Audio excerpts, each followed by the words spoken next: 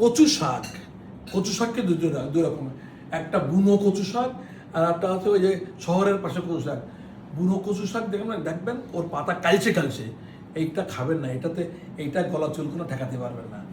আর normal যে কচু শাক, এই কচু শাক রসুন, পেঁয়াজ, কাঁচামরিচ, লবণ দিয়ে একটু হলুদ দিয়ে দম দেওয়ার সময় কচু শাকটা তেল দেবেন না, দিয়ে কচু শাক দম দেবেন। দম দিলে কচু শাকটা একটা পানি বেরোবে, কিন্তু ওর পানি ওইটাই চুলকানি, ওই পানিটা আপনি ফেলে দেবেন।